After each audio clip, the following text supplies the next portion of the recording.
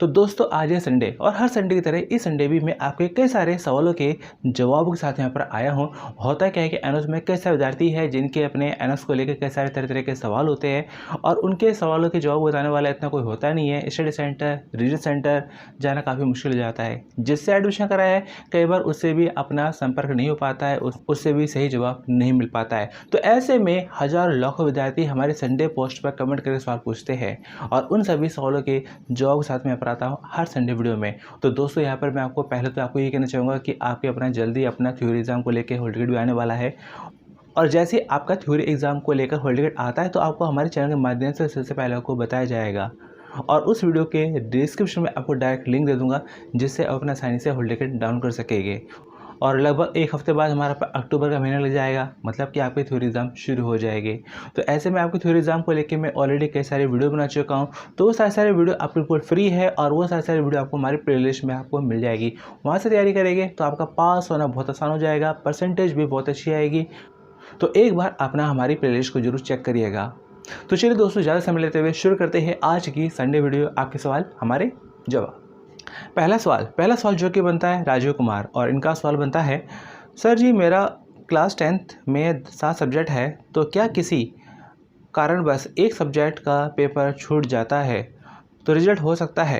तो यहाँ देखा जाए आपके 7 सब्जेक्ट है, अगर 7 में से आपका अगर एक सब्जेक्ट छूट भी जाता है और बाकी के अपना आप क्लियर कर लेते हैं तो ऐसे में आपको पास कर दिया जाएगा। और यहाँ मैं आपको बता देना चाहता हूँ कि सिर्फ एक नहीं बल्कि अगर आपके 2 सब्जेक्ट भी अगर मिस हो जाते हैं, 2 सब्जेक्ट में अगर फेल भी हो जाते हैं, ये 2 सब्जेक्ट कुछ भी हो जाए लेकिन बाकी के 5 सब्जेक्ट में पास हो जाते हैं, जिसमें कम से कम एक लैंग्वेज होना ज़रूरी है और मैक्सिमम 2 ही काउंट होती है, तो ऐसे में आपको पास कर दिया जाएगा।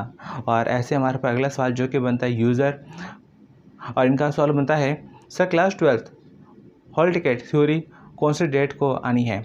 तो एग्जैक्ट जो डेट है आपकी थ्योरी एग्जाम को लेकर ये खुद अभी हमारे पास एनएस वालों को नहीं पता है, लेकिन यहाँ पे जैसा ही मैंने आपको बताया है कि आपका जो थ्योरी का हॉल टिकट है जो कि लगभग अपना 25 से 27 के बीच में आ सकता है और जैसे ही आएगा तो तुरंत मैं आपको जरूर बताऊँगा उसके बारे में। और यहाँ पर हमारा अगला सवाल जो कि बनता है कुशवाहा दीप और इनका सवाल बनता है,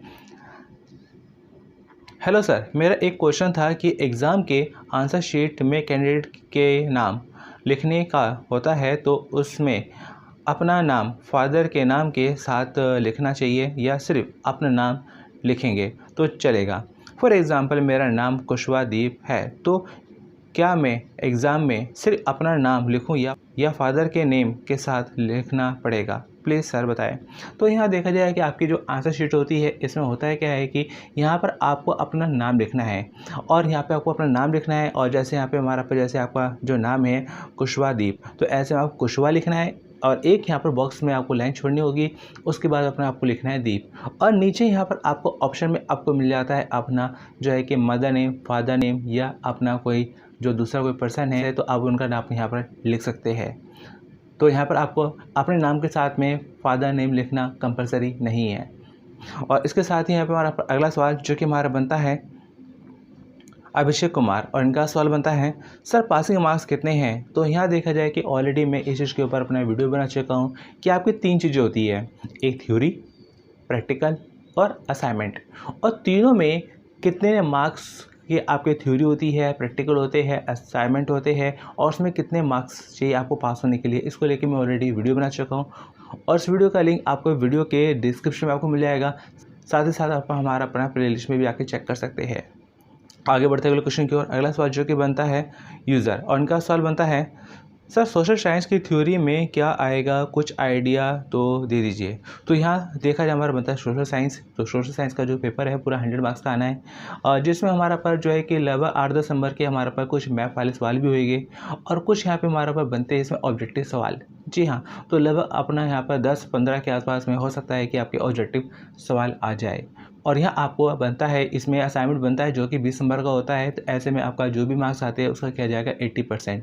मतलब कि अगर आप अपना सोशल साइंस में अगर 27 नंबर भी ले आते हैं और बाकी उसमें असाइनमेंट के मार्क्स को ऐड करके 33 या से ज़्यादा होते हैं तो आपको पास कर दिया जाएगा। और यहाँ क्या है कि आपके सोशल साइंस को लेकर चैप्टर 1 से लेकर चैप्टर लास्ट तक जितने भी ज़रूरी सवाल है तो चैप्टर वाइज मैंने आपको सवाल अपना कराए हुए हैं और वो सारी सारी वीडियो आपको हमारी प्लेलिस्ट में आपको मिल जाएगी, जहाँ से अपना फ्री में तैयारी कर सकते हैं और पास होने पक्का कर सकते हैं। अगर उनसे अपना तैयारी करते हैं तो आपका पास होना पक्का हो जाएगा। जी हाँ, बस आपको उस हिसाब से अपनी तैयारी करनी है जिस हिसाब से आपको अपना वीडियो में आपको बताया गया, समझाया गया है। और ऐसे हमारा अगला सवाल जो कि हमारा बनता है प्यारा बाबू, और इनका सवाल बनता है, सर मेरे पास 6 सब्जेक्ट है 12th में, अगर मैं एक में फ़ेल होता हूँ तो पास हो जाऊँगा? तो बिल्कुल आप अपना पास हो सकते हैं। आपके पास 6 सब्जेक्ट है, अगर किसी एक में भी रह गए बाकी 5 निकल गए तो आपको पास कर दिया जाएगा। लेकिन कंडीशन क्या बनती है हमारे यहाँ पर कि कम से कम एक लैंग्वेज में पास होना ज़रूरी है और मैक्सिमम 2 ही लैंग्वेज काउंट होती है। तो ऐसे में कुल मिला के अगर आप 5 सब्जेक्ट में पास हो जाते हैं तो आपको पास कर दिया जाएगा। और ऐसे हमारे पास अगला सवाल जो कि बनता है ऋषि मिश्रा, और इनका सवाल बनता है, सर मैंने अक्टूबर में टीएमए सबमिट नहीं किए थे, कुछ प्रॉब्लम थी person, so can I apply for April exam and submit it? तो यहाँ पर बिल्कुल आप अपना कर सकते हैं। तो यहाँ अभी आपके अपना लगभग दिसंबर जनवरी में आपके असाइनमेंट जाने शुरू हो जाएंगे। आपके एग्जामिनेशन फीस है जो कि अपना नवंबर दिसंबर में जानी शुरू हो जाएगी। तो ऐसे में अपने एग्जामिनेशन फीस पे कर सकते हैं और अपने असाइनमेंट भी अपना सबमिट कर सकते हैं। और आपके अपना मार्च 2024 में प्रैक्टिकल हो गए और अप्रैल 2024 में आपके थ्योरी एग्ज़ाम हो गए। बाकी आप हमारे चैनल के साथ में बने रहिएगा, तो ऐसे में आपको टाइम टू आपको सारे अपडेट भी आपको मिलते रहेंगे कि कब आपके एग्ज़ाम फीस जानी है, कब आपके असाइनमेंट जाने हैं, कब आपके जो भी आपका कुछ होना है वो आपको हमारे चैनल के माध्यम से टाइम टू टाइम आपको पता चलता रहेगा। और ऐसे हमारे पर अगला सवाल जो कि हमारा बनता है अजरुद्दीन खान, और इनका सवाल बनता है, सर मैं 11 जुलाई को एग्ज़ाम दिया ऑन डिमांड, अभी तक रिज़ल्ट नहीं आया, उसे प्लीज़ बताएं एक बार।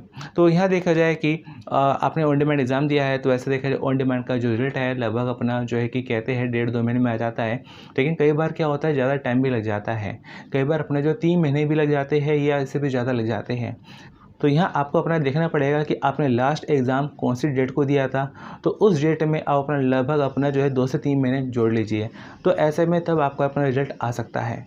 और ऐसे हमारे पास अगला जो कि सवाल बनता है यश जायसवाल, और इनका सवाल बनता है, सर अप्रैल वालों का एडमिशन कंफर्म नहीं हुआ तो असाइनमेंट कैसे सबमिट करें?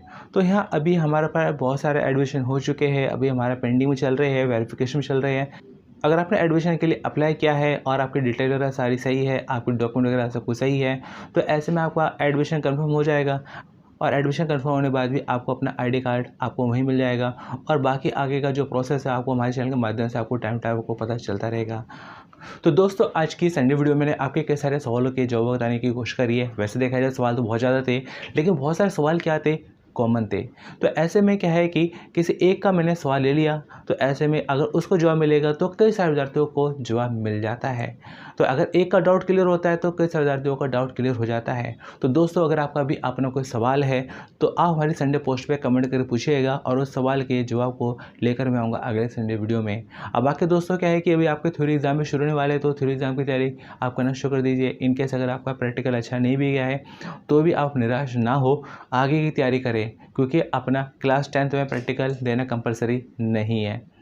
अगर 12th क्लास की बात है तो 12th में भी अगर अपना जो प्रैक्टिकल अच्छा नहीं किया है या एब्सेंट हो गए हैं तो ऐसे में भी आप अपना थ्योरी एग्ज़ाम जरूर दीजिएगा, ताकि अगली बार आपका बोझ कम हो सके। बाकी दोस्तों अगर आपको फिर भी किसी तरह की कोई प्रॉब्लम वगैरह है तो आप हमारी संडे पोस्ट पे ज़रूर कमेंट करिएगा और मैं आपकी हेल्प ज़रूर करूँगा। तो चलो दोस्तों मिलते हैं फिर अगली वीडियो में। Thanks for watching.